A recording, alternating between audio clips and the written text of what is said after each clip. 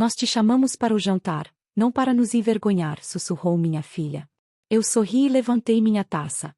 Engraçado, disse eu, já que vocês estão sentados no meu restaurante. Antes de começarmos, faça uma pausa por um momento e me diga uma coisa. De onde no mundo você está assistindo e que horas são aí agora? Talvez seja o nascer do sol no Brasil, meia-noite em Portugal, tarde no Canadá ou anoitecer na França. Não assista em silêncio. Deixe um comentário aqui embaixo e vamos ver até onde essa história chega pelo mundo. Agora, aproxime-se, e vamos começar. Os cristais tilintavam suavemente no restaurante Pérola do Mar enquanto Iracema Vieira, 52 anos, observava o grupo que acabará de se acomodar na melhor mesa da casa. Os cabelos grisalhos que ela nunca se preocupou em tingir contrastavam com a postura impecável que mantinha, parada à entrada do salão principal. 6 pessoas conversavam animadamente ao redor da mesa redonda, taças de espumante nacional já pela metade. Liderados por uma mulher elegante de aproximadamente 30 anos, cabelos escuros e lisos, vestido caro, joias discretas mas visivelmente autênticas. Eles não a tinham visto ainda. A cliente especial chegou, sussurrou Tadeu, o maitre, aproximando-se de Iracema com expressão tensa. Sua filha e o grupo dela.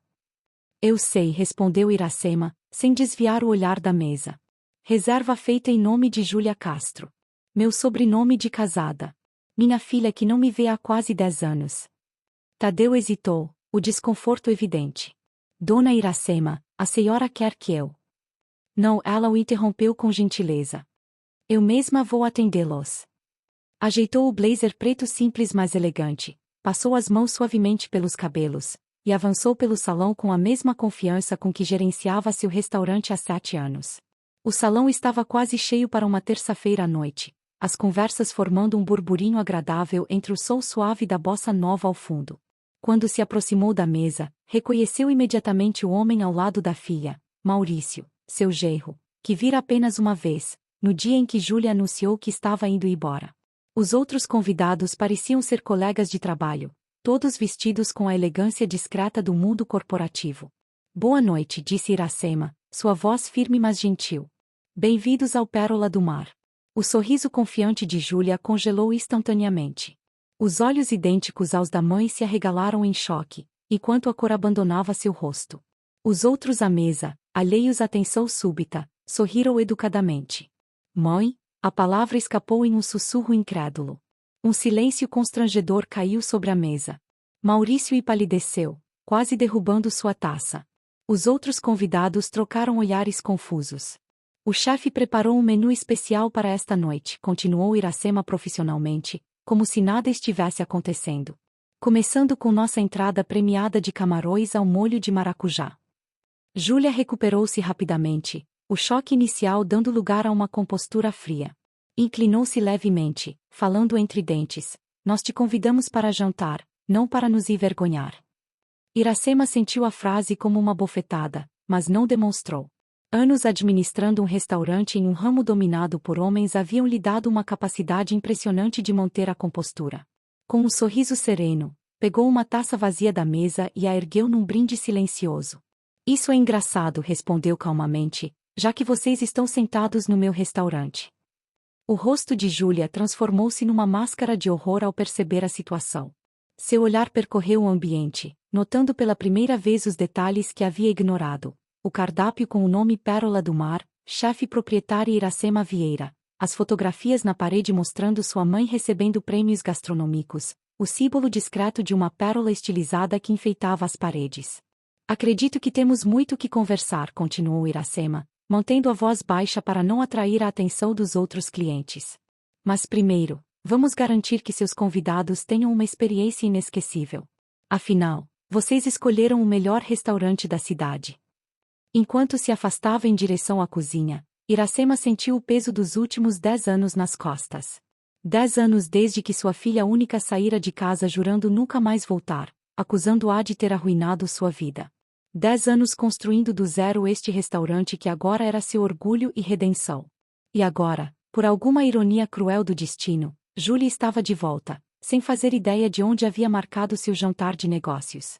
Na cozinha frenética, Iracema apoiou-se na bancada de inox, respirando fundo para conter a tempestade de emoções. Olhou para suas mãos, calejadas, marcadas por pequenas cicatrizes de cortes e queimaduras, mãos que contavam a história de sua luta e superação. O que Júlia estava fazendo ali, justamente naquela noite? E o que aconteceria quando o jantar terminasse e elas finalmente se enfrentassem depois de tanto tempo?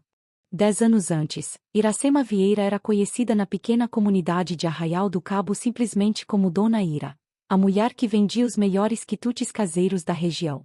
Sua barraca de frutos do mar na feira de sábado atraía filas de moradores e turistas, todos ansiosos por provar suas empadas de camarão e pastéis de siri. Viúva desde que Júlia tinha 12 anos, Iracema criará a filha sozinha com o dinheiro da pensão modesta do marido pescador e o que ganhava com suas vendas.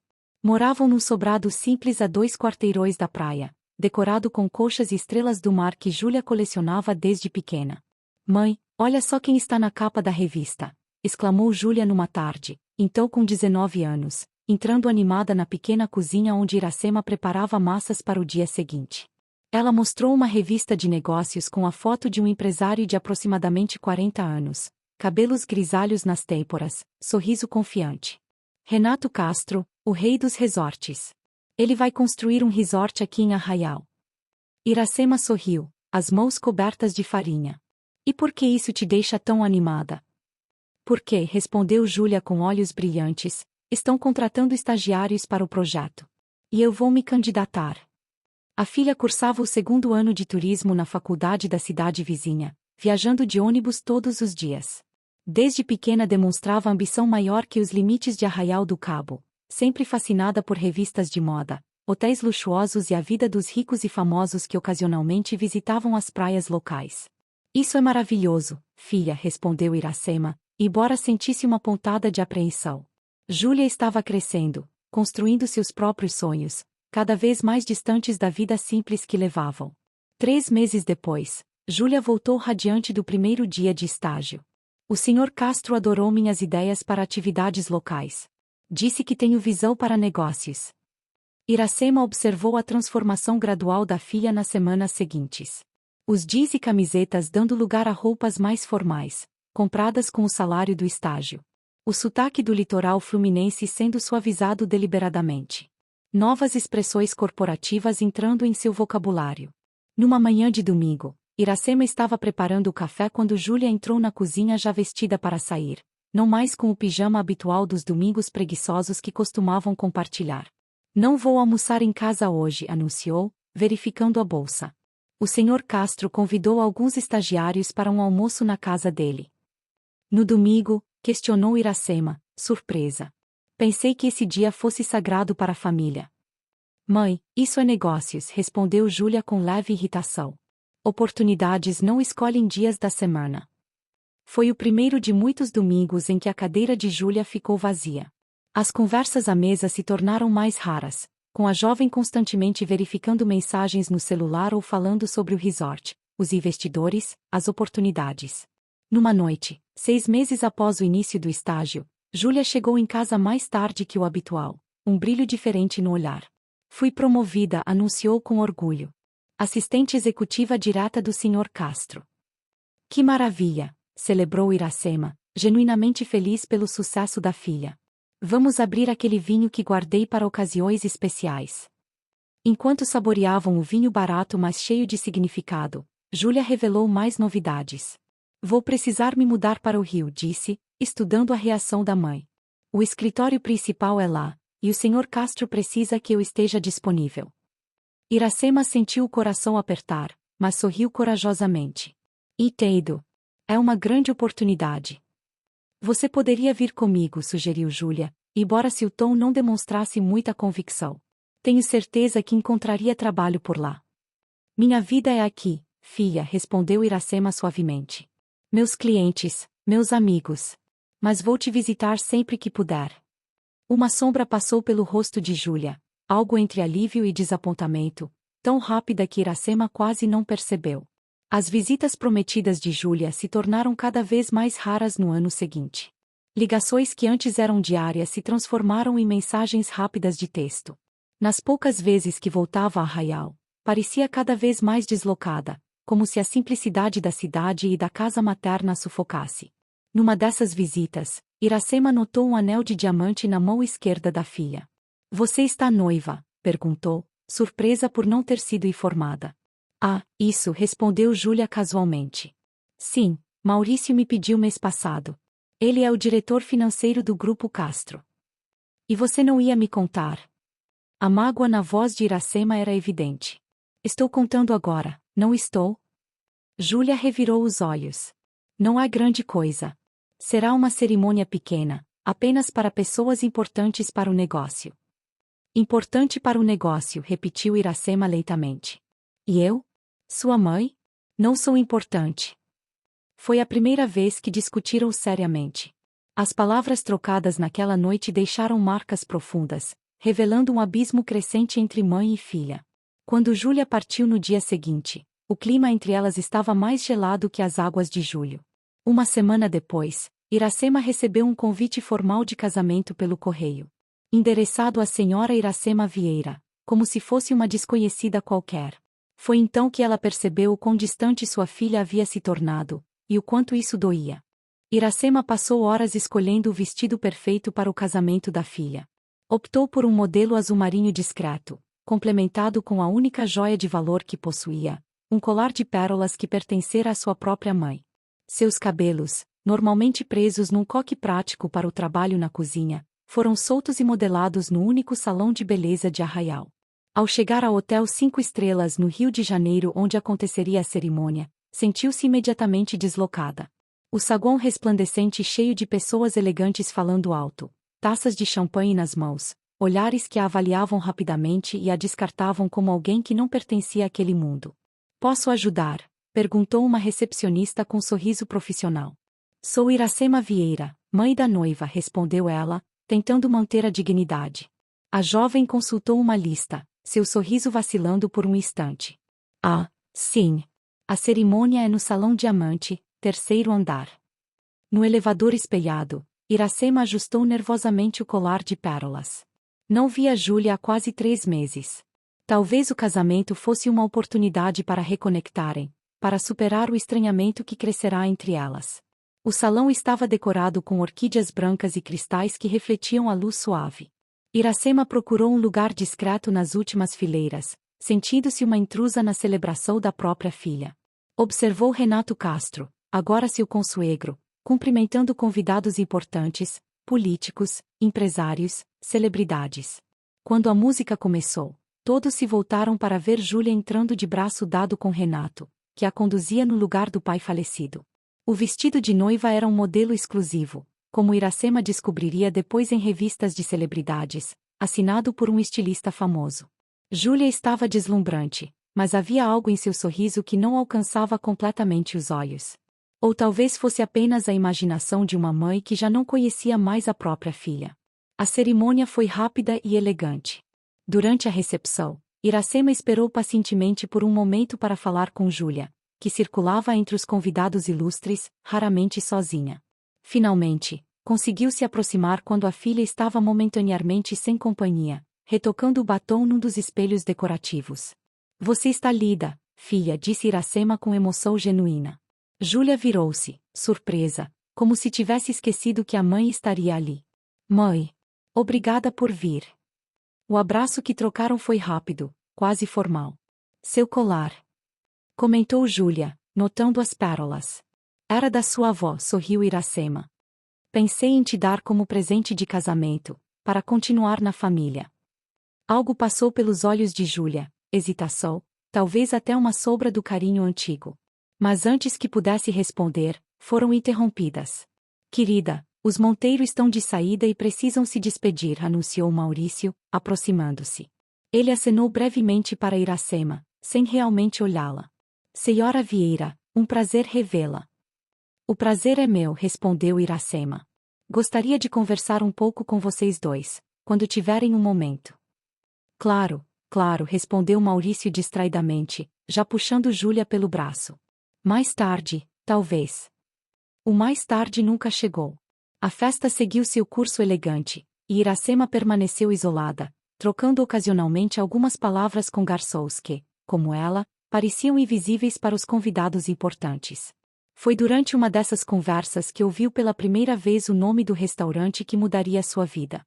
Dizem que o chefe está se aposentando, comentou um garçom mais velho para um colega, enquanto reabasteciam a mesa de bebidas próxima onde Iracema estava sentada.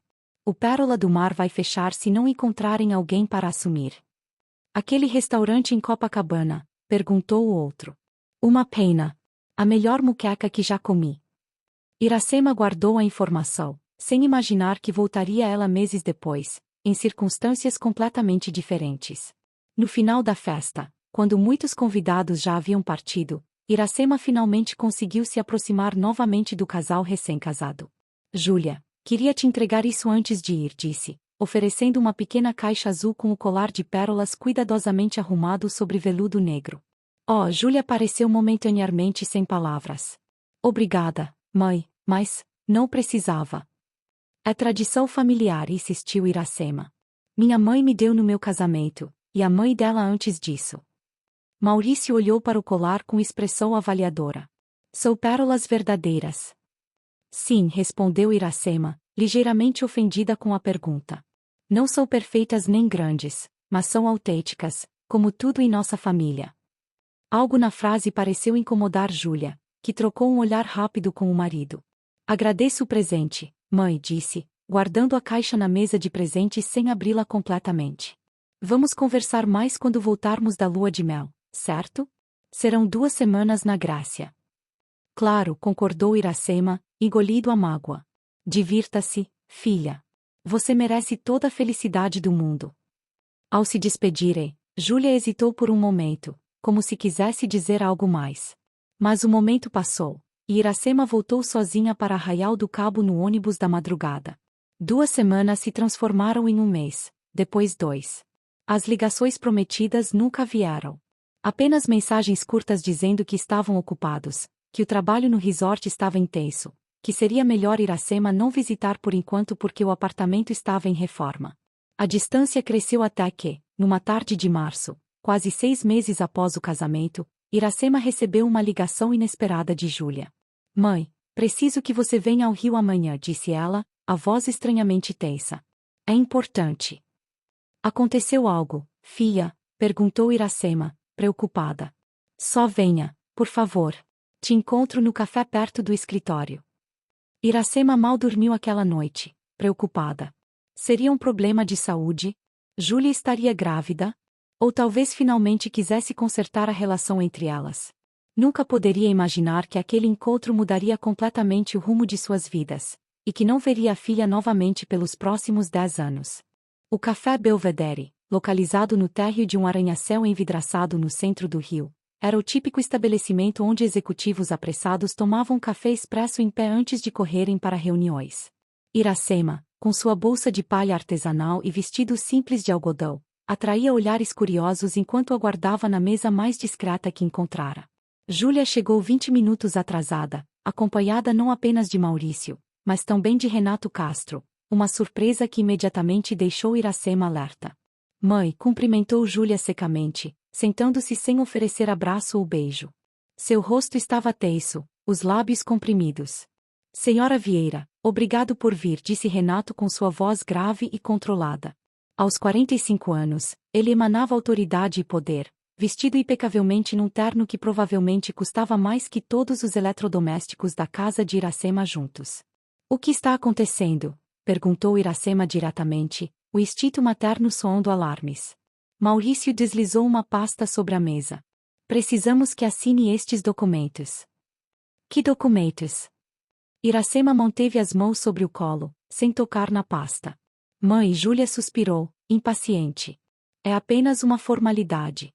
Uma autorização para usarmos o terreno. Que terreno? A confusão de Iracema era genuína. Renato Castro interveio com seu tom suave e calculado. Senhora Vieira, creio que há um mal-entendido. O terreno onde sua casa está localizada em Arraial do Cabo. Precisamos de sua assinatura para iniciar o projeto de expansão do resort. As peças começaram a se encaixar na mente de Iracema, formando uma imagem perturbadora. Vocês querem que eu venda minha casa? Não exatamente vender, corrigiu Maurício com um sorriso artificial. É mais um acordo de cooperação. A propriedade entraria como sua parte num investimento conjunto. Um investimento que multiplicaria seu patrimônio, acrescentou Renato. Pense bem, uma casa simples transformada em participação no empreendimento de luxo. Iracema olhou para a filha, buscando algum sinal da menina que criará, que colecionava coxas na praia e a ajudava a amassar a massa de empadas aos domingos. Em vez disso, encontrou uma estranha de olhar calculista. A casa onde você cresceu, onde guardamos as memórias do seu pai? Perguntou Iracema baixinho. Você quer que eu a entregue para ser demolida? Mãe, não seja dramática, cortou Júlia. São apenas paredes velhas. Pense no futuro, nas oportunidades. Não, a resposta de Iracema foi simples e direta. Aquela casa não está à venda. Nem por todo o dinheiro do mundo. Um silêncio tenso caiu sobre a mesa. Renato e Maurício trocaram olhares, enquanto Júlia enrubescia de frustração. Você não entende, insistiu Júlia. Este projeto é crucial para minha carreira, para nosso futuro. Por que precisa ser tão teimosa? Não é teimosia, filha. É princípio. Iracema manteve a voz calma, apesar do coração acelerado. Há coisas que o dinheiro não compra. Renato Castro tamborilou os dedos na mesa, um hábito que Iracema descobriria depois ser sinal de sua impaciência crescente. Senhora Vieira, talvez não esteja compreendendo a situação completa. Seu terreno é o único que falta para completarmos a aquisição da área. Todos os outros proprietários já aceitaram nossas propostas. Então terão que redesenhar o projeto, respondeu Iracema, levantando-se. Por que não vou assinar? Foi quando Júlia, num movimento que mudaria tudo entre elas, jogou sua cartada final. Se não assinar, pode esquecer que tem uma filha. As palavras caíram como pedras no pequeno café. Alguns executivos nas mesas próximas olharam curiosamente na direção deles. Júlia, exclamou Maurício, surpreso com a crueza da esposa. Não, Maurício. Ela precisa entender a gravidade da situação. Júlia encarou a mãe. Escolha agora, o terreno ou eu. Iracema sentiu o mundo girar por um momento. A filha que amava mais que tudo estava realmente colocando um pedaço de terra acima do veículo entre elas? Isso não é justo, Júlia disse finalmente, a voz embargada. E se seu pai pudesse ver? Meu pai está morto, exclamou Júlia, batendo na mesa. E você continua vivendo como se ainda estivesse naquela vida medíocre de cidade pequena. Eu evoluí, mãe. Porque você não pode fazer o mesmo. As palavras atingiram Iracema como bofetadas. Ela recolheu sua bolsa com mãos trêmulas e levantou-se com toda a dignidade que conseguiu reunir. Quando você nasceu, prometi a mim mesma que sempre te apoiaria, mesmo quando não concordasse com suas escolhas, disse calmamente. Mas não posso apoiar algo que destrói quem você é. Então está decidido, concluiu Júlia friamente. Adeus, mãe. Iracema saiu do café com as pernas bobas, sentindo-se como se tivesse acabado de perder a filha uma segunda vez, a primeira fora gradual, ao longo dos últimos anos, esta era definitiva, cortante como uma faca. Na calçada movimentada, encostou-se numa vitrine para recuperar o fôlego, as lágrimas finalmente vencendo sua resistência. Foi quando sentiu uma mão gentil em seu ombro. Senhora? Está tudo bem. Ao virar-se, encontrou um homem negro de meia idade, cabelos grisalhos e olhar gentil, vestindo um jaleco branco com o nome Pérola do Mar bordado no bolso. Eu, estou bem, respondeu automaticamente, enxugando as lágrimas. Permita-me discordar, sorriu ele. Sou Severino, chefe do restaurante aqui ao lado. Venha, um café verdadeiro ajudará mais que aquela água colorida que servem no Belvedere. Sem forças para recusar, Iracema seguiu o estranho gentil, sem imaginar que acabará de conhecer a pessoa que se tornaria não apenas seu mentor, mas seu mais leal amigo na jornada que estava prestes a começar. 6 meses após o rompimento com Júlia, Iracema já não morava mais em Arraial do Cabo. A casa que tanto defenderá ainda lhe pertencia, mas estava fechada, visitada apenas ocasionalmente quando precisava verificar se tudo estava em ordem. Sua vida agora estava no Rio, no pequeno apartamento nos fundos do Pérola do Mar. Sua mão está leve demais no tempero, observou Severino, provando a muqueca que Iracema preparava. Não tenha medo de intensificar os sabores, Ira. Nos últimos meses, Iracema havia passado de cliente consolada a assistente de cozinha, e agora a aprendiz oficial do chefe. A transformação surpreendeu a todos, inclusive ela própria. O prato precisa contar uma história, continuava Severino, ajustando o fogo. Sua moqueca tem potencial para ser extraordinária, mas você ainda cozinha com medo. Medo? Iracema franziu o senho. Medo de se destacar, de brilhar, explicou ele. Como se quisesse permanecer invisível. Mas a grande culinária exige presença, afirmação. As palavras de Severino tocavam algo profundo em Iracema. Desde jovem, acostumara-se a ficar em segundo plano, primeiro como esposa dedicada, depois como mãe abnegada. Sua própria identidade sempre fora definida em relação aos outros. Você tem talento raro, continuou o chefe. E preciso que esteja pronta. Minha cirurgia está marcada para o próximo mês, e alguém terá que assumir a cozinha durante minha recuperação. Severino havia revelado recentemente seu diagnóstico de câncer.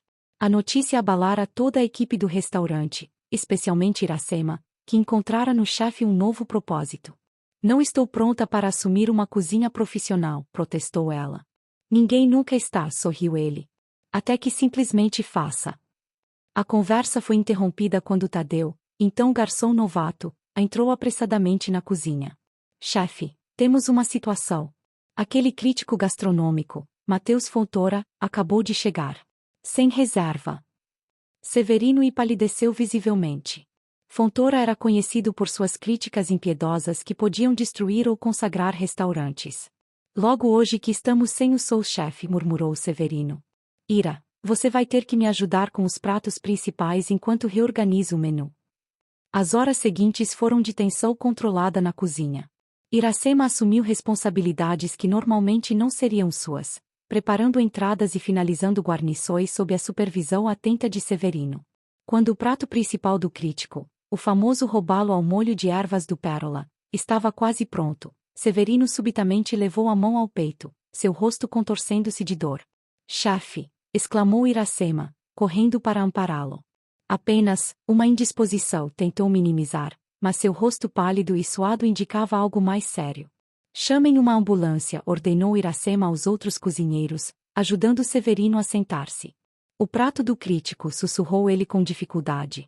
Não pode sair incompleto. Eu termino, garantiu Iracema, dividida entre a preocupação com o amigo e a responsabilidade com o restaurante. Com Severino sendo atendido pelos paramédicos nos fundos, Iracema encarou o robalo parcialmente preparado. Observou a receita iniciada pelo chefe, mas algo lhe dizia que faltava um elemento, um diferencial. No impulso que mais tarde não saberia explicar, adicionou um toque pessoal, uma redução de limão siciliano com pimenta rosa que não constava na receita original. Finalizou o prato com precisão, enviando-o para o salão com uma prece silenciosa. 2 horas depois, no hospital, Severino recebeu a notícia de que precisaria antecipar sua cirurgia. Ao lado da cama, Iracema segurava sua mão. O restaurante vai ficar bem, garantiu ele. Você vai cuidar dele por mim. Não diga isso como se fosse. Iracema não conseguiu completar a frase. Uma despedida, sorriu fraco. Não é. É uma passagem de bastão. Naquela noite, ao retornar ao restaurante já fechado para limpar a cozinha, Iracema encontrou Tadeu esperando-a com uma expressão indecifrável. O que aconteceu? Perguntou ela, temendo o pior sobre a reação do crítico. Isso aconteceu, respondeu ele, estendendo um cartão de visitas. Matheus Fontoura quer falar com a chefe que preparou o robalo. Disse que foi o melhor prato que provou este ano. Iracema olhou incrédula para o cartão. Mas foi uma adaptação da receita do Severino. Não segundo o crítico. Ele disse que reconhece a assinatura de um chefe quando prova, e que esse prato tinha personalidade única. As palavras ecoaram dentro dela, despertando algo adormecido. Pela primeira vez em anos, talvez décadas, alguém reconhecia sua identidade, seu valor, não como esposa ou mãe, mas por algo que criará com as próprias mãos. Uma semana depois, ainda processando os elogios do crítico e a mudança em sua vida profissional, Iracema teve uma surpresa ainda maior ao ler o jornal matutino. Projeto Resort Esmeralda em Arraial do Cabo suspenso por irregularidades, anunciava a manchete em letras grandes. O texto mencionava investigações sobre licenças ambientais fraudulentas e coerção a proprietários locais. Entre os nomes citados na matéria estavam Renato Castro e sua equipe executiva, incluindo Maurício e Júlia Castro. Iracema sentiu um misto de vindicação e preocupação. Parte dela queria ligar para a filha imediatamente, oferecer ajuda, conselhos, colo. Outra parte, mais cautelosa, lembrava das últimas palavras trocadas entre elas. A decisão foi tomada por ela quando o telefone tocou naquela mesma tarde. Era Renato Castro. Senhora Vieira, sua voz soava menos imponente que da última vez. Precisamos conversar sobre sua propriedade em Arraial. Achei que esse assunto estivesse encerrado, respondeu Iracema friamente. As circunstâncias mudaram. Estamos reconsiderando alguns aspectos do projeto e... Senhor Castro, interrompeu Iracema, uma nova confiança em sua voz. Li os jornais hoje. Sei sobre as investigações. Se está ligando para tentar algum novo esquema com meu terreno, devo informar que já consultei um advogado. Um silêncio pesado do outro lado da linha. Na verdade, continuou ela, estou considerando testemunhar sobre a tentativa de coerção que sofri há 6 meses. Isso seria precipitado. A voz de Renato agora tinha um tremor sutil. Sua filha está bastante envolvida nessa situação, entende? Qualquer testemunho seu poderia complicar a posição dela. A ameaça velada era clara: mantenha-se longe ou prejudicará Júlia. Minha filha deixou bem claro que não me considera mais família, respondeu Iracema, sentindo uma dor renovada com as próprias palavras. Mas diferente de vocês, ainda tenho princípios. Não testemunharei, a menos que seja intimada oficialmente. Agora, por favor, não me contate novamente. Ao desligar, Iracema percebeu que suas mãos não tremiam mais ao confrontar o poderoso empresário. Algo havia mudado dentro dela, uma força que nem sabia que possuía finalmente emergia. Naquela noite, preparou o jantar para a equipe do Pérola com uma energia renovada. O prato, robalo ao molho cítrico com pimenta rosa, agora oficialmente batizado como robalo Iracema. Enquanto a equipe saboreava entusiasticamente sua criação, Tadeu ergueu uma taça num brinde. A nossa nova chefe. Todos brindaram, sorrisos sinceros nos rostos. Pela primeira vez, Iracema sentiu que havia encontrado seu lugar, não como coadjuvante na vida de alguém, mas como protagonista de sua própria história. No bolso do avental, o recorte de jornal com a notícia sobre o escândalo do Risori pesava como um lembrete de que a batalha com o passado estava apenas começando. 3 anos se passaram desde que Iracema assumirá oficialmente a cozinha do Pérola do Mar. Após a cirurgia, Severino decidirá se aposentar, tornando-se consultor ocasional, principalmente, cliente assíduo que fazia questão de elogiar ruidosamente os pratos de sua sucessora. O restaurante prosperara sob o comando de Iracema, que trouxera suas raízes praianas para o cardápio sofisticado, criando uma fusão que atraía tanto a elite carioca quanto turistas em busca de sabores autênticos. Sua muqueca especial e o já famoso robalo Iracema haviam sido destaque em revistas gastronômicas nacionais. Esse lugar está pequeno demais para seu talento, comentou Severino numa tarde tranquila, saboreando um café na mesa reservada para ele no canto do salão. Precisamos expandir. Iracema sorriu, secando as mãos no avental antes de se juntar a ele. Estou feliz com o que temos. Aquele espaço ao lado está à venda, insistiu o ex-chefe. Imagina dobrar a capacidade, talvez criar um espaço para eventos privados. Severino. Hesitou Iracema. Você sabe que não tenho capital para uma expansão desse porte. Na verdade, ele ajustou os óculos com um sorriso misterioso. Queria falar sobre isso. Estou disposto a ser seu sócio investidor. A proposta pegou Iracema de surpresa. Nos últimos anos, focada em aperfeiçoar suas habilidades culinárias e administrar o restaurante, mal tivera tempo para pensar em crescimento. Sua vida pessoal praticamente não existia. Trabalho e alguns poucos amigos preenchiam seus dias. E, claro, havia a dor persistente da ausência de Júlia. Apesar de não terem contato, Iracema ocasionalmente buscava notícias da filha em redes sociais. Sabia que o escândalo do resort havia sido abafado com acordos judiciais, que Júlia ainda trabalhava na empresa de Renato Castro, agora focada em projetos menores e menos controversos, e que o casamento com Maurício parecia estável, pelo menos nas fotos cuidadosamente selecionadas que compartilhavam online. Vou pensar na sua oferta, respondeu finalmente a Severino. É um grande passo. Naquela mesma noite, após o fechamento do restaurante, Iracema permaneceu sozinha na cozinha, planejando o menu especial de fim de semana. O silêncio foi interrompido por batidas hesitantes na porta dos fundos. Cautelosa, abriu apenas uma fresta, surpreendendo-se ao encontrar uma mulher jovem, talvez na casa dos 20 anos, com expressão nervosa. Desculpe incomodar tão tarde, disse a jovem. Meu nome é Débora. Preciso muito falar com você. Algo na urgência da moça fez Iracema convidá-la a entrar. Na pequena sala de descanso dos funcionários, ofereceu-lhe um chá enquanto a observava atentamente. Havia algo familiar em seus traços, no modo como gesticulava. Trabalho como assistente administrativa no Grupo Castro, começou Débora, olhando nervosamente para a xícara em suas mãos. Especificamente, para a Júlia Castro. O nome da filha fez o coração de Iracema saltar. Você conhece minha filha? Sim, confirmou Débora. Na verdade, é por causa dela que estou aqui. E porque não consegui ignorar o que descobri. A jovem abriu a bolsa e retirou uma pasta fina. São cópias de documentos que encontrei por acidente. Cartas que nunca foram enviadas, transferências bancárias suspeitas, e... Hesitou brevemente, um relatório sobre você e este restaurante. Confusa, Iracema abriu a pasta. A primeira página era uma carta escrita à mão, endereçada a ela, datada de 2 anos antes. Mãe, não sei se algum dia terei coragem de enviar esta carta. As coisas que disse, as escolhas que fiz. Como pedir perdão por algo tão grave.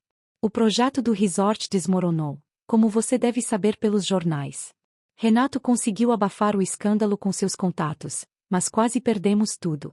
Maurício e eu fomos poupados das consequências legais mais sérias, mas o preço foi alto. Agora estamos completamente sob o controle de Renato, mais empregados que família. Penso muito na nossa última conversa.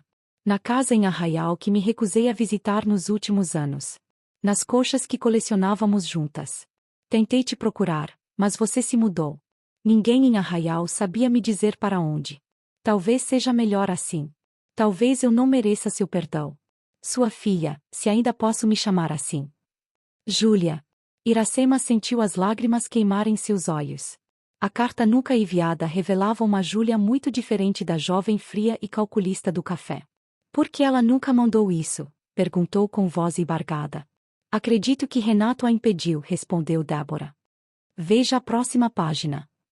O documento seguinte era um e-mail impresso, de Renato para Maurício, com data posterior à carta.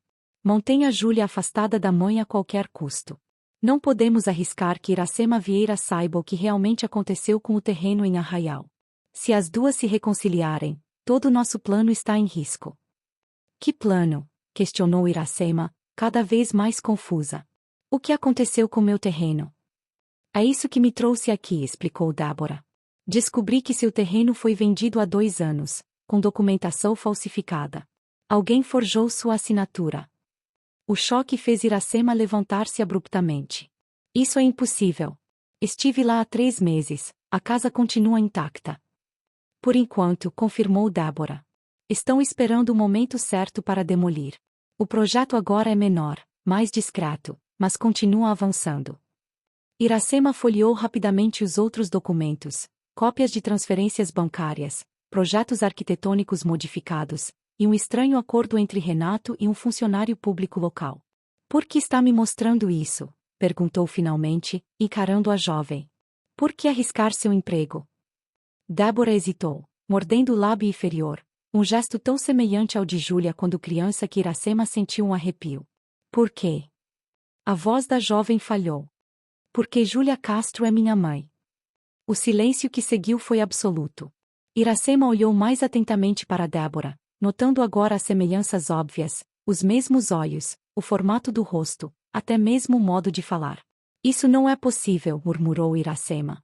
Júlia teria que ter engravidado aos 15 anos, completou Débora.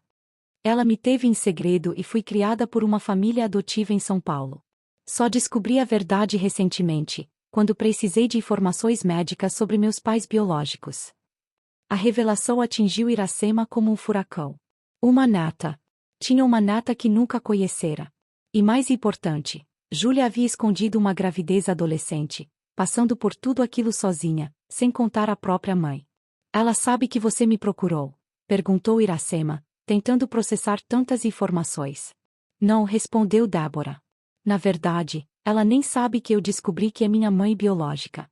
Consegui o emprego na empresa por mérito próprio, e quando percebi quem ela era, decidi permanecer anônima para observá-la. Mas agora está aqui, concluiu Iracema. Porque percebi que Júlia é tão vítima quanto você nessa história, explicou Débora. Renato Castro a manipula há anos, usando algum tipo de chantagem que ainda não descobri completamente. E quando soube o que fizeram com seu terreno, não pude ficar calada. Iracema tentou organizar os pensamentos. A filha que acreditava ter escolhido dinheiro e status acima do amor familiar parecia, na verdade, estar presa numa teia de manipulação muito mais complexa. E agora havia Débora, uma neta que surgira do nada, trazendo revelações que mudavam tudo. O que pretende fazer com essas informações? Perguntou Débora. Iracema respirou fundo, uma determinação renovada crescendo dentro dela. Primeiro, recuperar o que é meu. Depois, descobrir toda a verdade sobre o que aconteceu com minha filha. Olhando para a jovem à sua frente, parte de sua família que nem sabia que existia, Iracema tomou uma decisão que mudaria o curso de todas as suas vidas. E você, Débora, vai me ajudar. Porque está na hora desta família se reunir novamente, mesmo que alguns não estejam prontos para isso. O escritório do advogado Inácio Barros ocupava um andar inteiro em um prédio histórico no centro do Rio. Através das janelas altas, o sol da tarde lançava padrões dourados no assoalho de madeira escura, contrastando com a atmosfera tensa da reunião em andamento. Falsificação de documentos, fraude imobiliária, apropriação indébita, enumerava Inácio, analisando os papéis trazidos por Débora. Temos elementos suficientes para um processo criminal bastante sólido contra Renato Castro e seus cúmplices. E minha filha? Perguntou Iracema, a preocupação evidente em sua voz. Até que ponto Júlia está envolvida? O advogado, um homem negro de 50 e poucos anos conhecido por sua integridade inabalável, ajustou os óculos de armação grossa. Difícil dizer sem uma análise mais aprofundada. Há assinaturas dela em alguns documentos, mas nada diretamente ligado à falsificação da venda do seu terreno. Débora, que permanecerá quieta durante a maior parte da reunião, interveio. Tenho observado Júlia no escritório há meses. Ela parece mais uma prisioneira que uma executiva. Renato controla todos os seus movimentos, todas as suas decisões. O que sugere? Perguntou Iracema, voltando-se para o advogado. Duas opções, respondeu Inácio pragmaticamente. Podemos entrar com o processo imediatamente, o que certamente resultará em grande exposição pública e possíveis consequências para todos os envolvidos, incluindo Júlia. Ou, incentivou Iracema quando ele fez uma pausa estratégica. Ou podemos usar estas evidências como alavanca para uma negociação direta com Renato Castro. Recuperar seu terreno, obter compensação financeira pelos danos, e potencialmente proteger Júlia de consequências legais mais sérias. Iracema contemplou as opções, o conflito evidente em seu rosto. Parte dela queria justiça completa, ver Renato Castro pagar por tudo que fizera. Outra parte temia pelas consequências para Júlia, especialmente agora que começava a suspeitar que a filha era mais vítima que vilã nessa história. Preciso de mais informações antes de decidir, concluiu finalmente. Precisamos entender exatamente como Renato controla Júlia. Que tipo de chantagem ele usa? Isso exigiria uma investigação mais profunda, alertou Inácio. E tempo? Tempo que talvez não tenhamos, acrescentou Débora, mostrando um e-mail em seu celular. Acaba de chegar essa comunicação interna. O Grupo Castro planeja iniciar a demolição das propriedades em Arraial na próxima semana. Minha casa! Murmurou Iracema, sentindo um aperto no peito ao pensar nas memórias prestes a serem destruídas. Posso solicitar uma liminar de emergência, ofereceu Inácio. Mas isso alertará Renato de que estamos agindo. Depois de mais uma hora discutindo estratégias, Iracema saiu do escritório com mais perguntas que respostas. Ao seu lado, Débora caminhava silenciosamente, perdida em seus próprios pensamentos.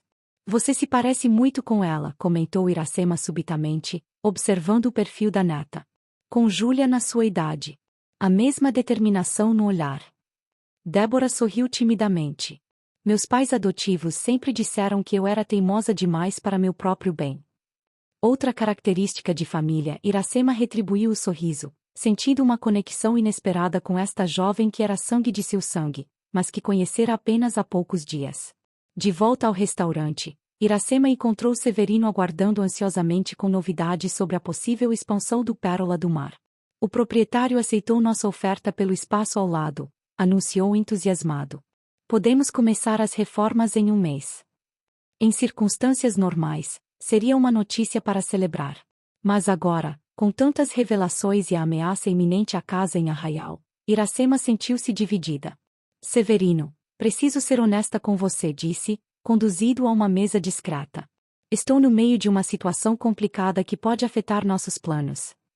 Enquanto explicava os acontecimentos recentes, omitindo apenas a parte sobre Débora ser sua neta, por respeito à privacidade da jovem, percebeu o quanto sua vida havia mudado em apenas uma semana. Entendo por que está hesitante, respondeu Severino após ouvir atentamente. Mas talvez a expansão seja exatamente o que você precisa agora. Como assim? Pense bem, elaborou ele. O Pérola do Mar crescendo, seu nome ganhando mais reconhecimento. Isso aumenta sua influência, seu poder de negociação contra Renato Castro. Iracema considerou o argumento. Mesmo assim, precisarei viajar para Arraial nos próximos dias. Preciso ver minha casa antes que... Não conseguiu completar a frase, a emoção fechando sua garganta. Vá, incentivou Severino. Tadeu e eu cuidaremos de tudo aqui. A cozinha está em boas mãos com sua equipe. Naquela noite, após o fechamento do restaurante, Iracema encontrou Débora novamente para finalizar os preparativos da viagem a Arraial do Cabo. A jovem havia tirado 2 dias de folga no trabalho, inventando uma emergência familiar, o que, ironicamente, não estava longe da verdade. Tenho mais uma coisa para mostrar, disse Débora, retirando um pequeno envelope da bolsa. Encontrei no arquivo pessoal de Júlia. Acho que você deveria ver antes de irmos. Dentro do envelope havia uma fotografia antiga, amarelada pelo tempo. Mostrava uma Júlia adolescente, talvez com 14 ou 15 anos, ao lado de um rapaz um pouco mais velho. Ambos sorriam para a câmera, com o mar de Arraial do Cabo ao fundo.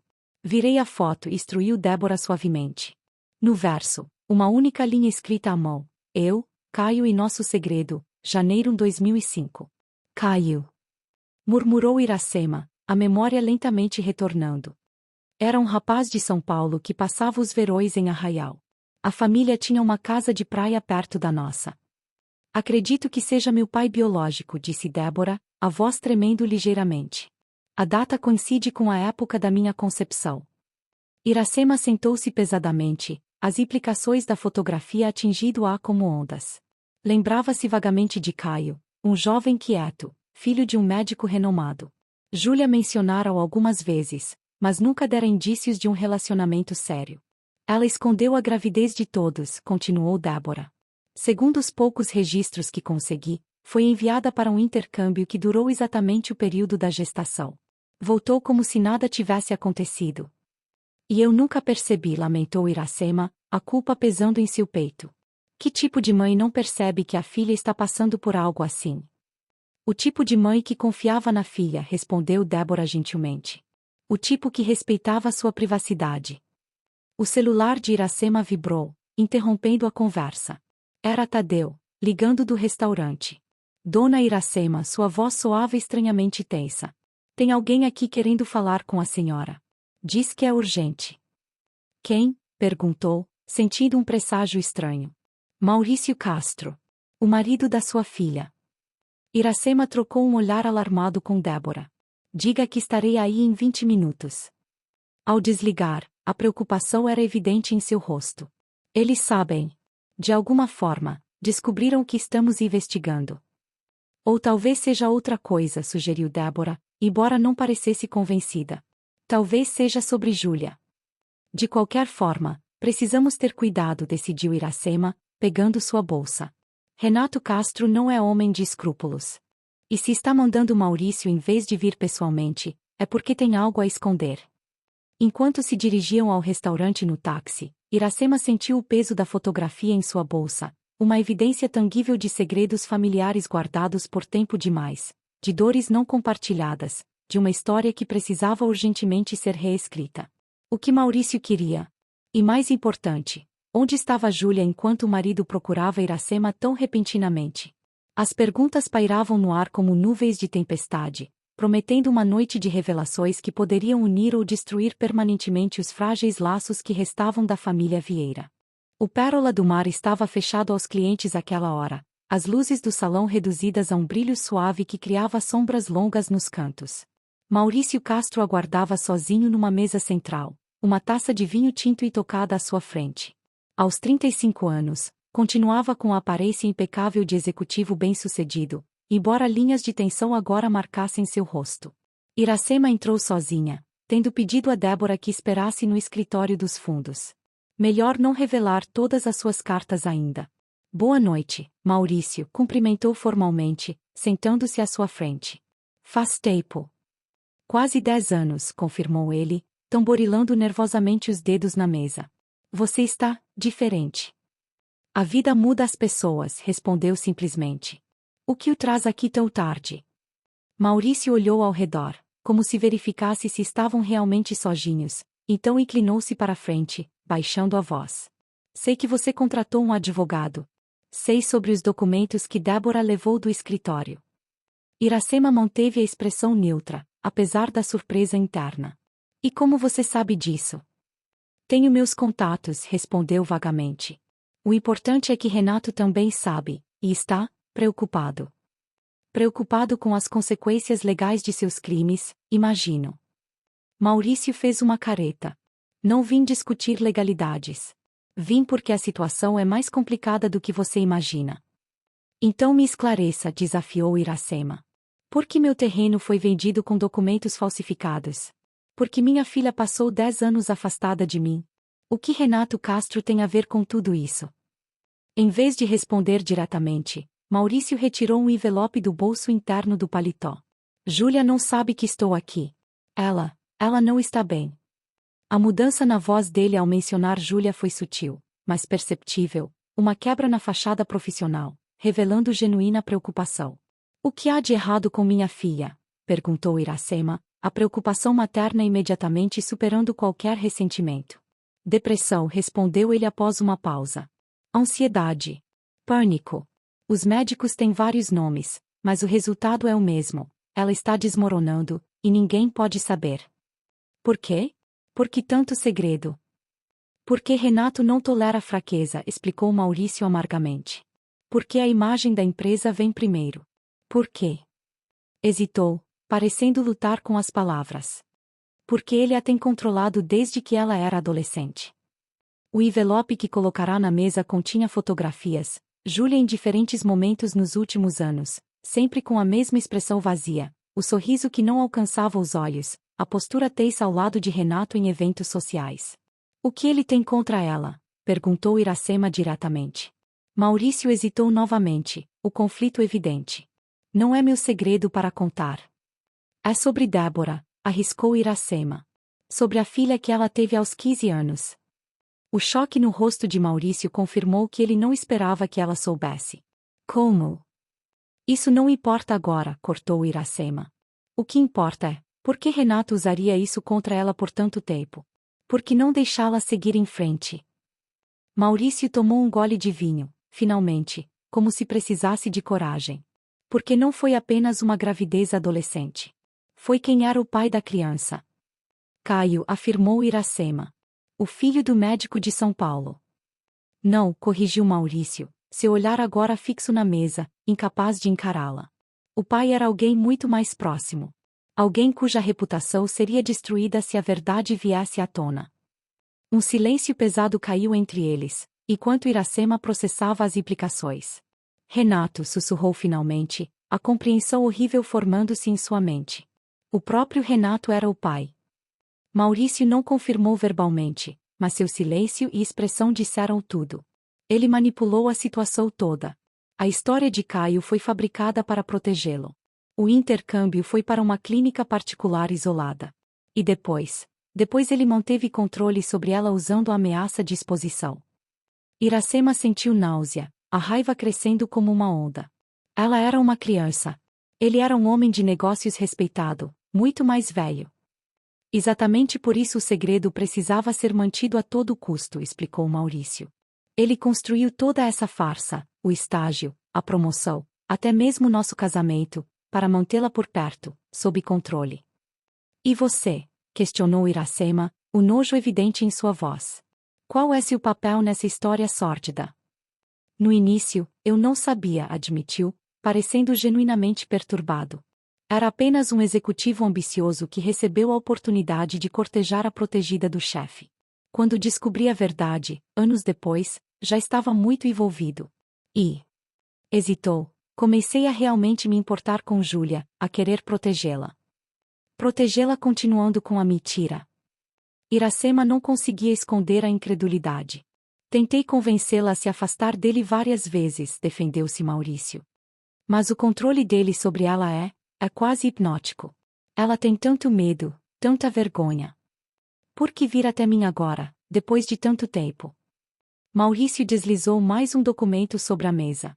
Porque Renato pretende levá-la para fora do país na próxima semana. Permanentemente. Sob o pretexto de abrir uma filial internacional, mas na verdade para afastá-la de qualquer possível investigação sobre os negócios em Arraial. Iracema examinou o documento. Passagens de avião para Londres, apenas de ida, em nome de Renato e Júlia. Não havia passagem para Maurício. E você permite isso? Não tenho escolha, respondeu ele, a derrota evidente em sua voz. Júlia está tão fragilizada que obedece a qualquer ordem dele. E eu, estou sendo afastado do negócio. Descartado. Por que não denuncia tudo isso à polícia? Sem provas concretas? Com todas as conexões políticas que Renato tem. Maurício balançou a cabeça. Seria minha palavra contra a dele. E Júlia provavelmente negaria tudo por medo. Iracema recostou-se na cadeira, sentindo o peso da situação. O que exatamente você espera que eu faça? Você é a única pessoa por quem Júlia sempre teve verdadeiro respeito, mesmo quando dizia o contrário, respondeu Maurício. E agora você tem os documentos sobre as fraudes imobiliárias. Tem alavancagem. Está sugerindo uma negociação com um homem que abusou de minha filha adolescente. A indignação de Iracema era palpável. Estou sugerindo que usemos as armas que temos para libertar Júlia, clarificou ele. Antes que seja tarde demais. O silêncio que se seguiu foi interrompido por passos suaves. Débora havia saído do escritório dos fundos e agora estava parada a poucos metros da mesa, seu rosto pálido indicando que ouvirá pelo menos parte da conversa. Maurício empalideceu ao vê-la. Quem é você? Antes que Débora pudesse responder, Iracema levantou-se, assumindo o controle da situação. Alguém que vai nos ajudar a elaborar um plano. Porque isso acaba agora, Maurício.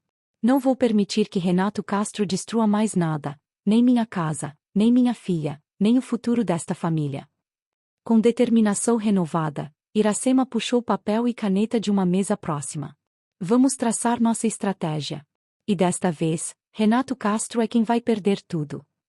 Enquanto os três debruçavam-se sobre a mesa, elaborando cada detalhe, cada contingência, uma nova aliança improvável se formava, unida por um objetivo comum: salvar Júlia e expor a verdade que estivera oculta por tempo demais. O plano era arriscado, dependia de timing perfeito e envolvia confrontar um predador em seu próprio território. Mas pela primeira vez em anos, Iracema sentia esperança genuína de recuperar não apenas sua propriedade, mas o que era infinitamente mais valioso, sua filha. A sede do Grupo Castro ocupava os últimos 5 andares de um arranha-céu envidraçado no centro financeiro do Rio. Do lado de fora, o edifício refletia o céu da manhã como um espelho gigante. Por dentro, era um labirinto de poder, ambição e segredos cuidadosamente guardados. Iracema ajustou o blazer cinza que havia comprado especialmente para a ocasião. Ao seu lado, no elevador ascendente, Inácio Barros mantinha expressão neutra, sua pasta de couro negro contendo todos os documentos necessários para a reunião que estava prestes a acontecer. Lembre-se, disse o advogado em voz baixa, nosso objetivo principal é obter a confissão gravada. Todo o resto é secundário. Iracema assentiu, sentindo o peso do pequeno dispositivo de gravação escondido em seu broche, cortesia de Débora, que trabalhava no departamento de tecnologia da empresa e conhecia exatamente o tipo de equipamento que não seria detectado pelos scanners de segurança. Conforme o plano traçado 3 dias antes, Maurício havia marcado uma reunião confidencial com Renato, alegando ter informações sobre uma possível investigação contra a empresa. A participação de Iracema seria apresentada como uma tentativa de acordo extrajudicial para evitar um escândalo público. Débora estaria monitorando tudo da sala de segurança, onde convenceram um colega a tirar uma folga de 30 minutos para resolver um problema pessoal. Se algo desse errado, ela seria seus olhos e ouvidos dentro do sistema. Ao chegarem ao último andar, foram recebidos por uma recepcionista de sorriso profissional. Sr. Castro os aguarda na sala de reuniões principal. Enquanto seguiam pelo corredor de mármore, Iracema respirou fundo, concentrando-se. Nos últimos dias, havia ensaiado mentalmente este confronto inúmeras vezes. Mas nada poderia prepará-la completamente para o momento em que entrou na sala e viu não apenas Renato, mas também Júlia, sentada rigidamente ao lado dele. Senhora Vieira, Renato levantou-se com um sorriso calculado. Que surpresa inesperada! Júlia parecia uma estátua, o rosto pálido, os olhos arregalados fixos na mãe que não via há uma década. Estava mais magra do que nas fotos, com olheiras profundas mal disfarçadas pela maquiagem cara. Suas mãos, Iracema notou, tremiam levemente sobre a mesa de mogno. Filha, cumprimentou Iracema suavemente, ignorando Renato por um momento. Há quanto tempo? Você não mencionou que ela estaria presente, comentou Maurício, fingindo surpresa conforme combinado no plano. Júlia é parte integral de nossa equipe executiva, respondeu Renato com naturalidade estudada. E já que este assunto aparentemente envolve propriedades em Arraial do Cabo, achei apropriado que ela participasse. Iracema observou atentamente a dinâmica entre eles. A maneira como Renato posicionara a sua cadeira ligeiramente à frente da de Júlia, como num gesto protetor que na verdade era possessivo. O modo como a mão dele ocasionalmente tocava o braço dela, aparentando apoio, mas claramente exercendo controle.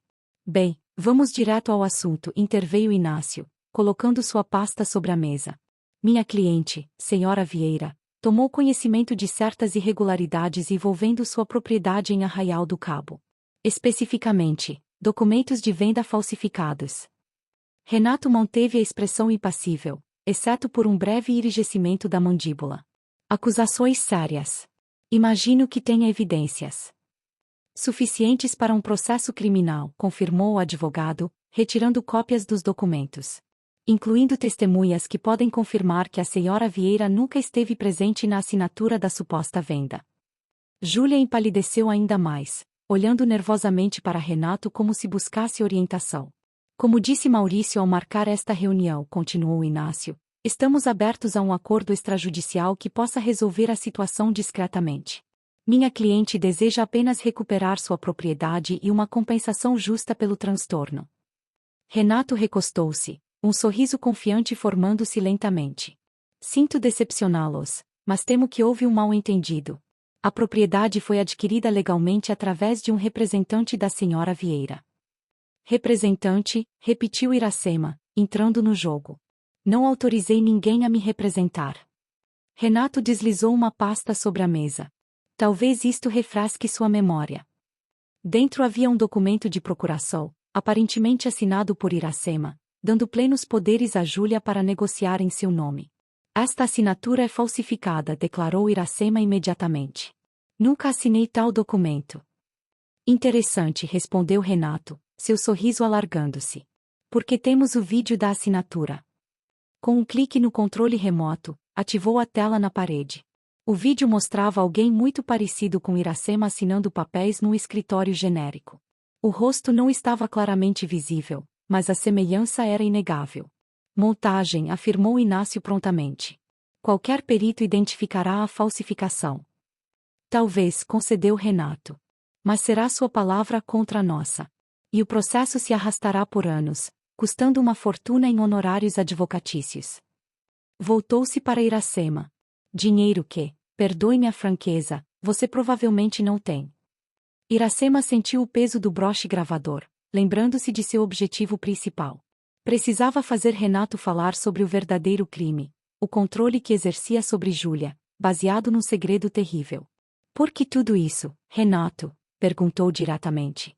Por que tamanha obsessão com o terreno numa cidade pequena? Por que manter minha filha afastada de mim por 10 anos? Algo escureceu nos olhos dele, um lampejo de algo primitivo e possessivo. Assuntos de negócios nem sempre são compreensíveis para pessoas, comuns. Negócios, repetiu Iracema lentamente. É assim que você chama? Manipular uma adolescente? Forçá-la a esconder uma gravidez? Usar isso como chantagem por anos? O silêncio que caiu sobre a sala foi absoluto. Júlia soltou um pequeno som estrangulado, como se alguém tivesse lhe acertado o estômago. Maurício empalideceu, apesar de conhecer o plano. Apenas Renato manteve a compostura, embora uma veia pulsasse visivelmente em sua têmpora. Não sei do que está falando, respondeu friamente. Estou falando de Débora, continuou Iracema, mantendo os olhos fixos nele, registrando cada reação. A criança que você forçou Júlia a abandonar. O resultado do seu abuso de poder. Mãe, por favor, interveio Júlia, falando pela primeira vez, sua voz trêmula.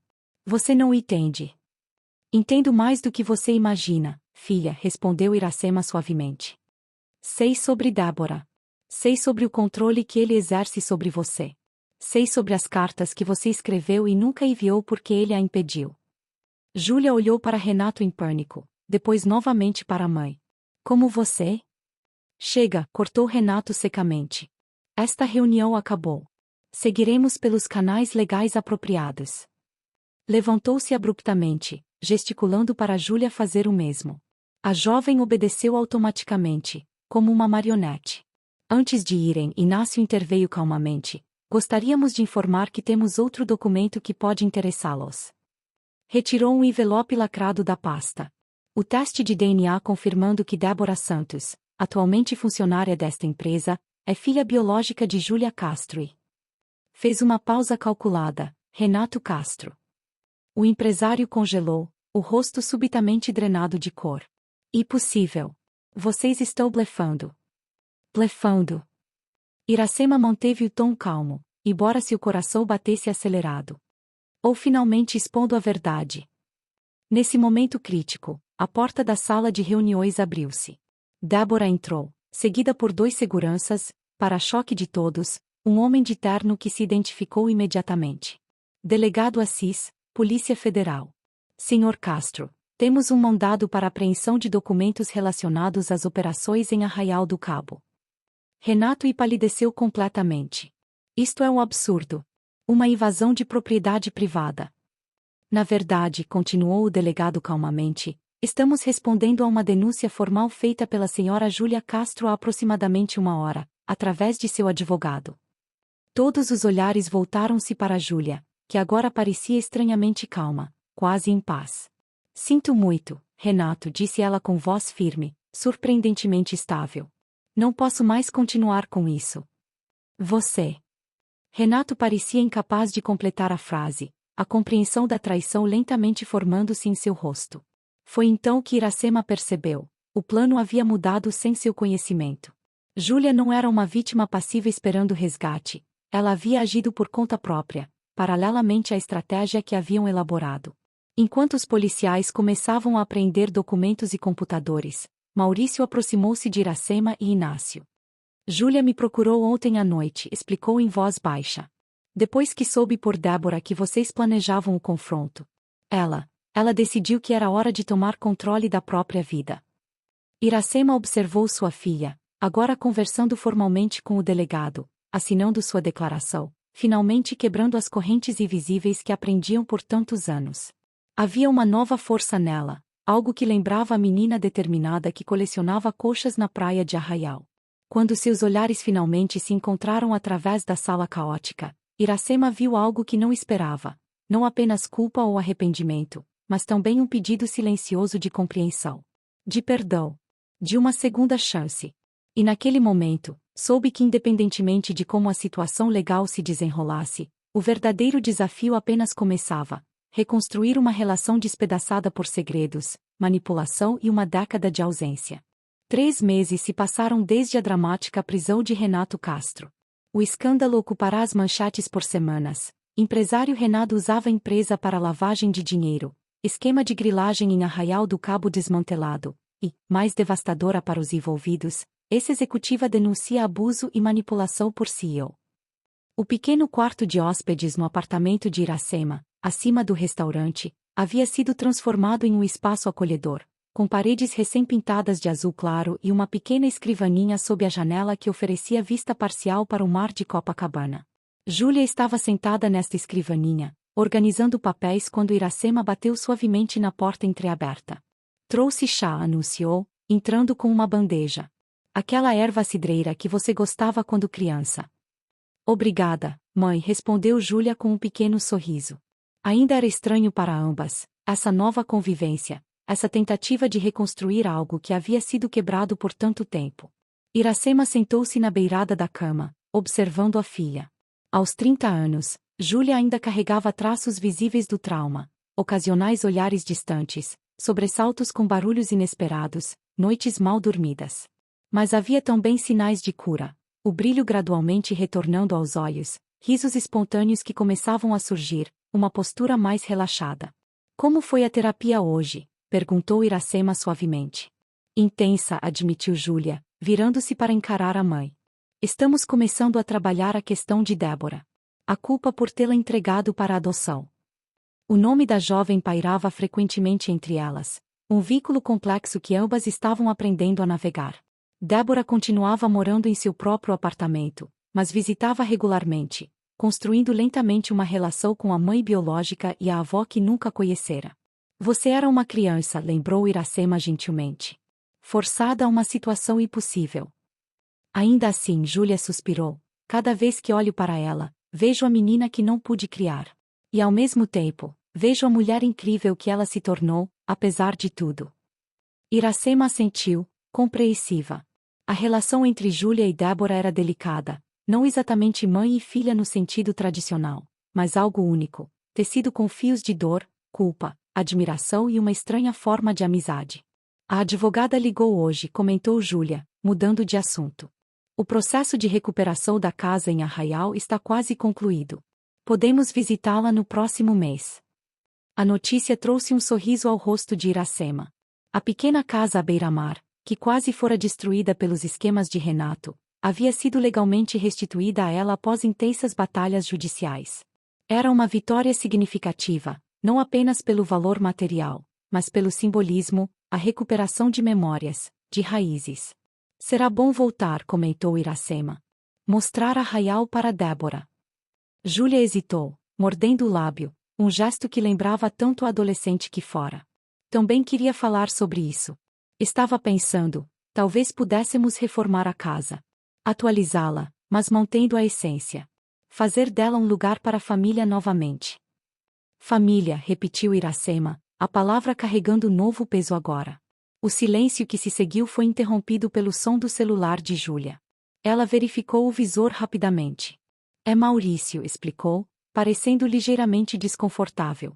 Quer saber se posso encontrá-lo para discutir alguns detalhes do divórcio.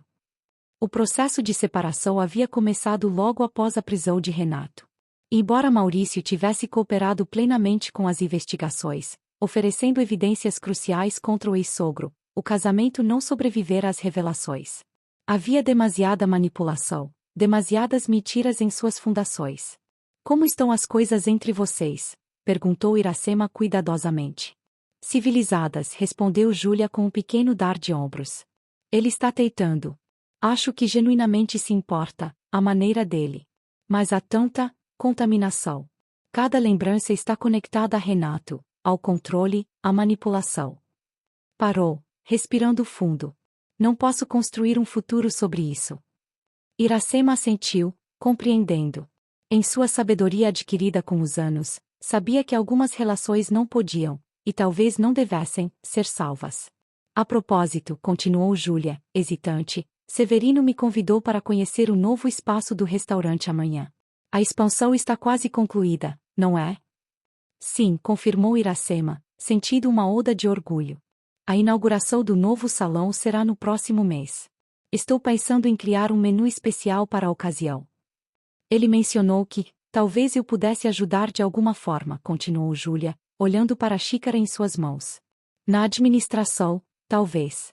Já que estou essencialmente desempregada agora. A sugestão pegou Iracema de surpresa. Você gostaria disso? Trabalhar no restaurante? Não sei, admitiu Júlia honestamente. Mas preciso recomeçar em algum lugar. E Hesitou novamente. Gostaria que fosse perto de você, desta vez. As palavras, simples mas profundas, tocaram Iracema de uma forma que não esperava. Depois de tanto tempo, tantos desvios, sua filha estava escolhendo um caminho que as aproximava em vez de afastá-las. O restaurante é tanto seu quanto meu, respondeu Iracema suavemente. Na verdade, o nome Pérola do Mar sempre me lembrou você e sua coleção de coxas. Júlia sorriu, o primeiro sorriso genuinamente relaxado em semanas. Lembra quando encontramos aquela coxa perfeita, inteiramente branca, depois da tempestade? Você disse que era mágica, recordou Iracema, rindo suavemente. Que concedia um desejo se fosse devolvida ao mar com respeito. E devolvemos, completou Júlia. Depois de fazer um desejo conjunto.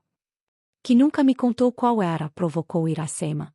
Júlia olhou pela janela, para o oceano distante. Desejei que sempre ficássemos juntas, não importasse o que acontecesse. Uma lágrima solitária escorreu por seu rosto. Irônico, considerando tudo.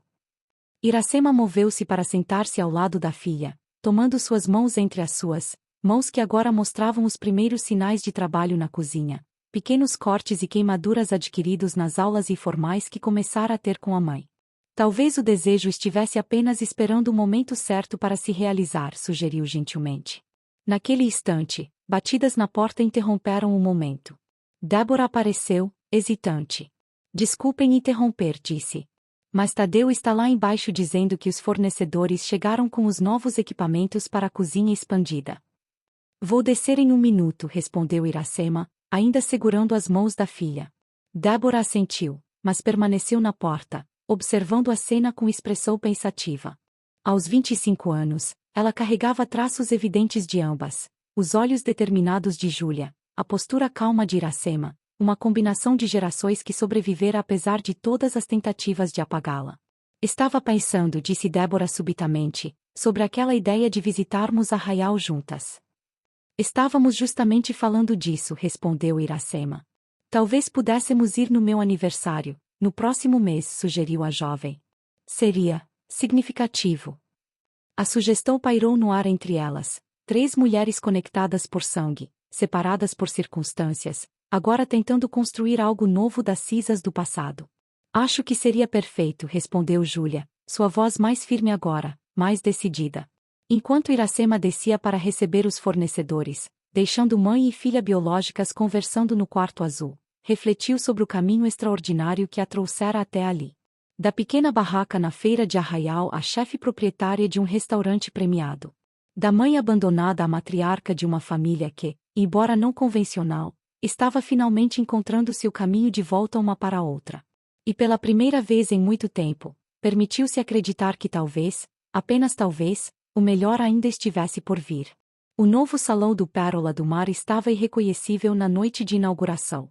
Paredes que antes separavam o restaurante original do espaço adjacente haviam sido removidas, criando um ambiente amplo e elegante.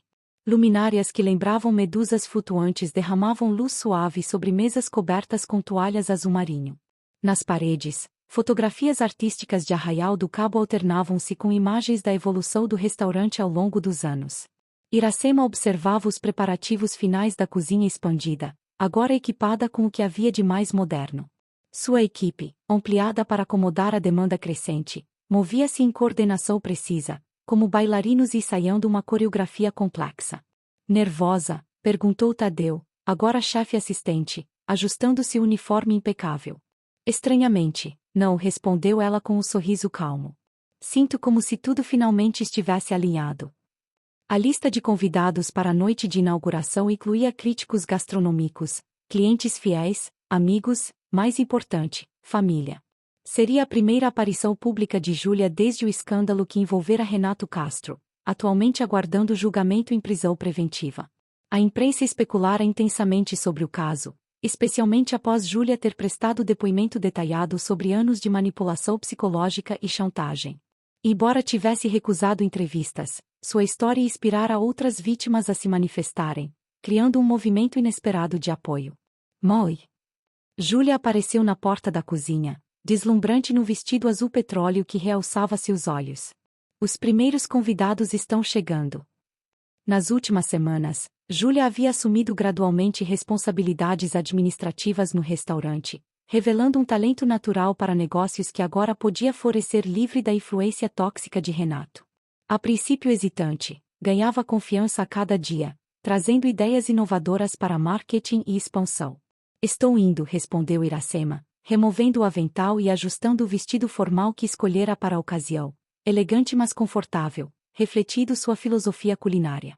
Ao entrarem juntas no salão principal, foram recebidas por Severino, impecável num terno escuro, apoiando-se levemente numa bengala, sequela da cirurgia que salvara sua vida 3 anos antes. Minhas queridas, sorriu ele, abraçando ambas. Este lugar é a realização de um sonho. Nosso sonho, corrigiu Iracema gentilmente. Sem você, nada disso existiria. O salão rapidamente encheu-se de convidados elegantes, taças de espumante nacional tilintando enquanto garçons circulavam com bandejas de entradas elaboradas. Críticos gastronômicos conversavam animadamente com chefes convidados, todos ansiosos para provar o menu especial criado para a ocasião. Débora chegou acompanhada por seu namorado, um jovem professor de literatura que a conhecera numa livraria, completamente alheio à complexa história familiar em que estava prestes a entrar. A jovem havia florescido nos últimos meses, liberada do peso de segredos que nem sabia que carregava, estabelecendo uma relação única com Júlia, parte amizade, parte vínculo maternal tardio. Este lugar é incrível, comentou ela, observando o salão. Mal posso acreditar que cresceu tanto em tão pouco tempo. Como nossa família, respondeu Iracema com um sorriso significativo. A noite avançou com discursos breves, aplausos entusiasmados, e o serviço impecável do jantar especial preparado pessoalmente por Iracema. O menu contava uma história, de Arraial a Copacabana, de tradições simples à sofisticação contemporânea, uma jornada gastronômica que espelhava sua própria trajetória. Quando chegou o momento da sobremesa, uma reinterpretação elegante de um pudim de leite caseiro que Iracema costumava preparar para Júlia na infância, um burburinho percorreu o salão. Mateus Fontoura, o temido crítico gastronômico cuja aprovação anos antes havia ajudado a lançar a carreira de Iracema, levantou-se com uma taça na mão. Há certos momentos na vida de um crítico, começou ele, sua voz profunda silenciando a sala, em que nos deparamos com algo que transcende a simples comida. O Pérola do Mar sempre foi mais que um restaurante, é uma história de resiliência, autenticidade e evolução.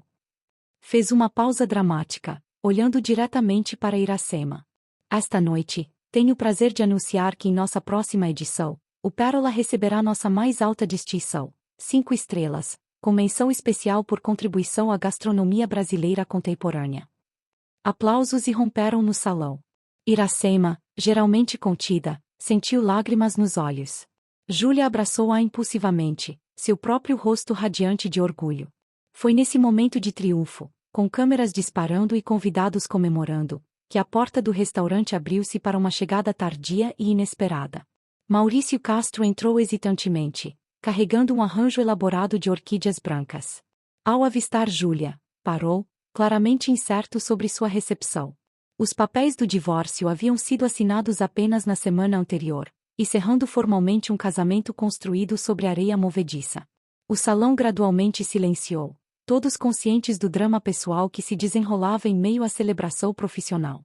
Júlia enrijeceu momentaneamente ao lado da mãe, então, com uma respiração profunda, caminhou em direção ao ex-marido. Não sabia se seria bem-vindo, disse ele baixinho, apenas para ela.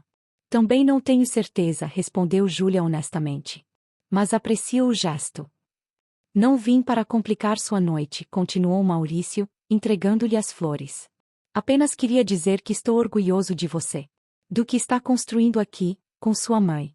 Da sua coragem. Algo na sinceridade de suas palavras pareceu tocar Júlia. Obrigada por testemunhar contra Renato.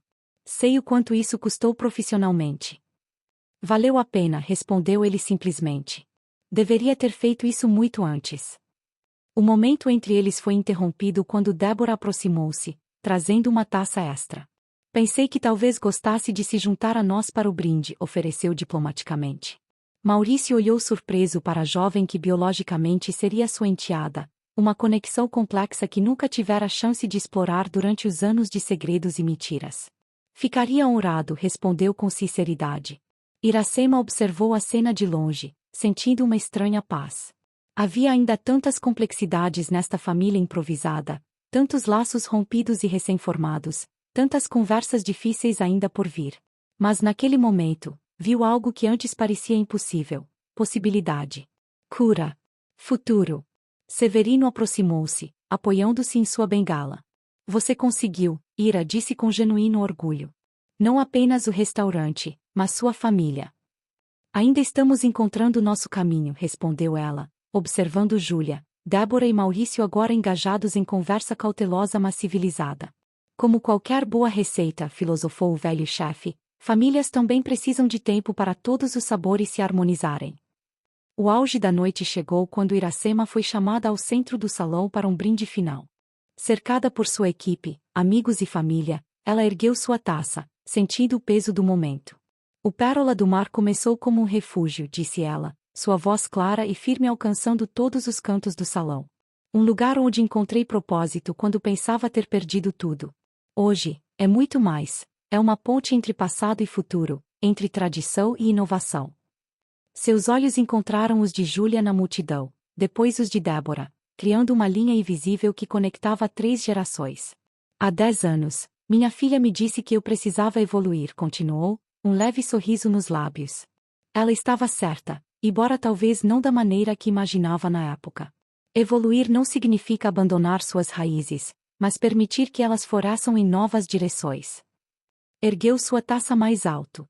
Ao Pérola do Mar, não apenas um restaurante, mas um lar. E a todos que fizeram parte desta jornada, especialmente aqueles que se perderam no caminho e encontraram a coragem de retornar. Quando todos brindaram, o olhar entre mãe e filha carregava décadas de história não dita, dor e perda, sim, mas também possibilidade e renovação. Uma promessa silenciosa de que, desta vez, construiriam algo juntas, algo verdadeiro e duradouro. A noite continuou com música suave, conversas animadas, é claro, comida excepcional.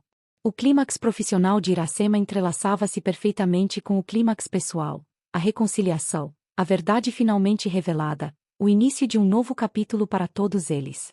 E enquanto o mar de Copacabana batia suavemente na praia além das janelas do restaurante, Iracema permitiu-se, finalmente, sentir algo que havia esquecido como era: plenitude. Um ano depois da inauguração do salão expandido, o Pérola do Mar havia se consolidado como um dos restaurantes mais prestigiados do Rio. Reservas precisavam ser feitas com semanas de antecedência, e o livro de receitas publicado por Iracema tornará-se um best-seller nacional. Mas naquela tarde específica, o restaurante estava fechado para clientes regulares. Cadeiras e mesas haviam sido reorganizadas, e o aroma de pratos especiais emanava da cozinha, onde Iracema e Júlia trabalhavam lado a lado, movendo-se em sincronia aperfeiçoada pelo tempo.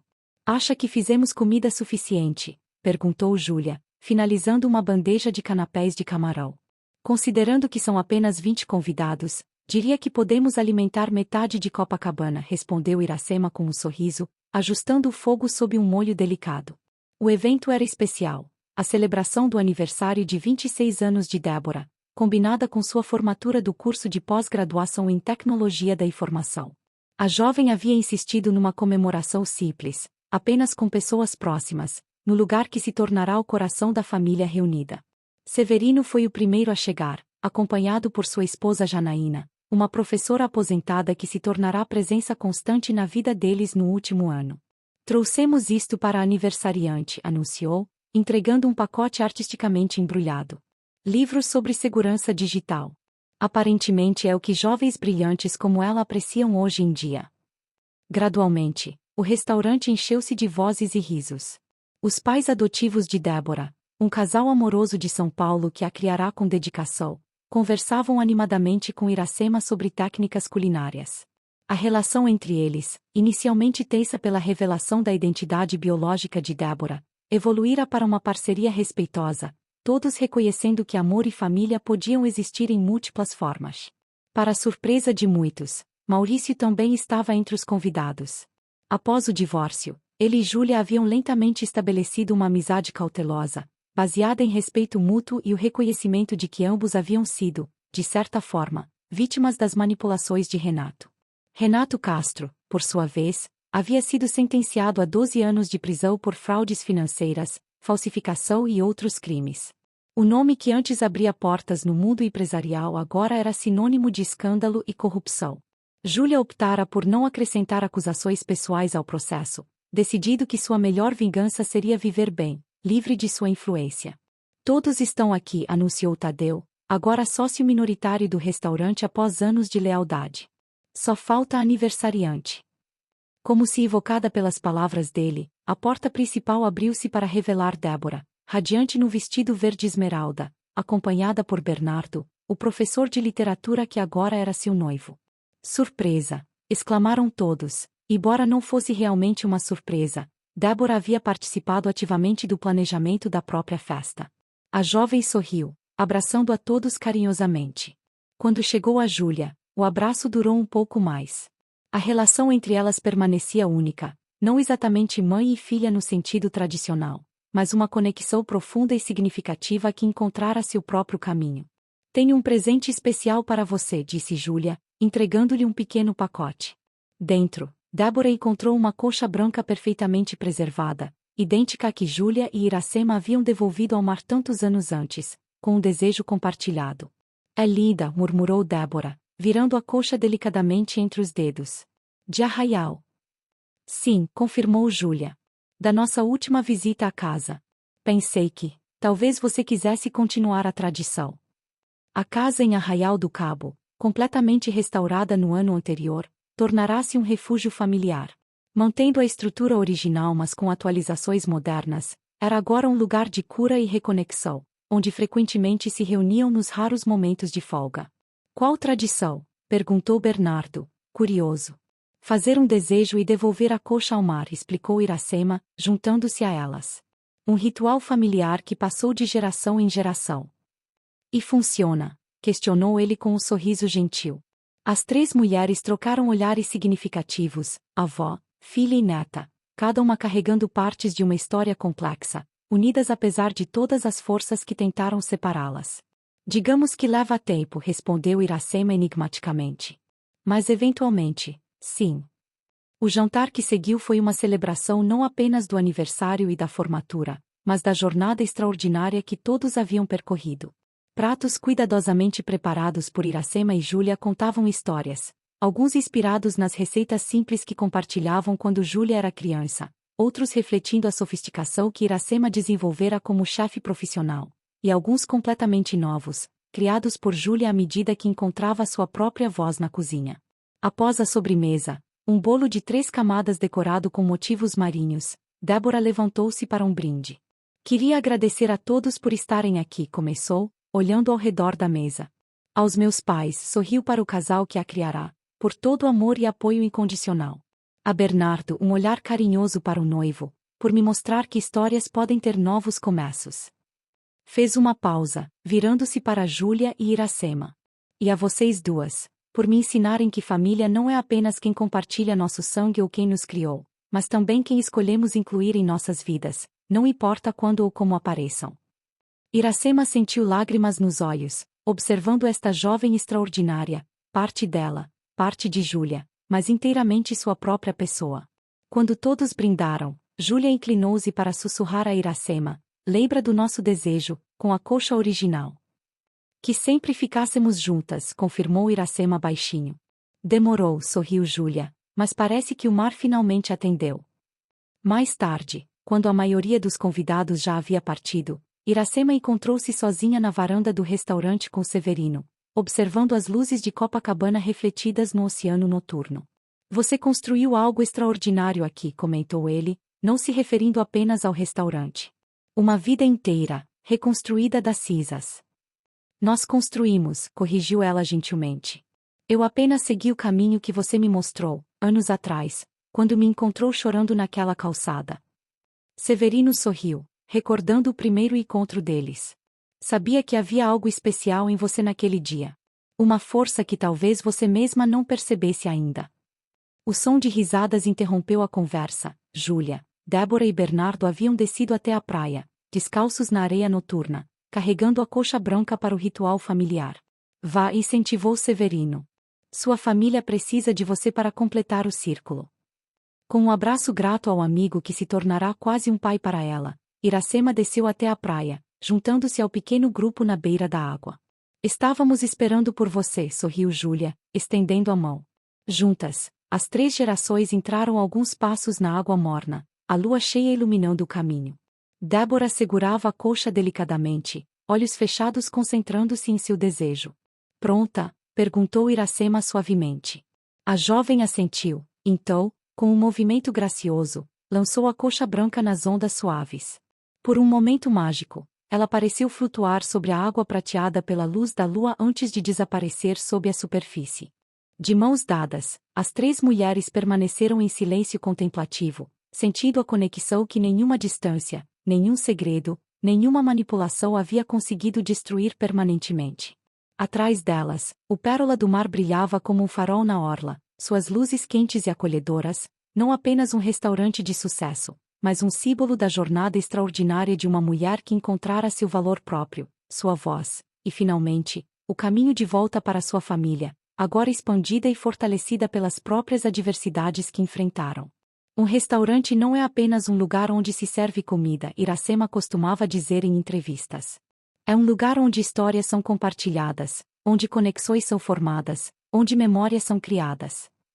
E enquanto as ondas suaves lambiam seus pés na areia de Copacabana, sob o céu estrelado do rio, Iracema Vieira finalmente sentia a verdade completa dessas palavras, em seu negócio, em sua família, e no extraordinário banquete que era sua vida reconstruída.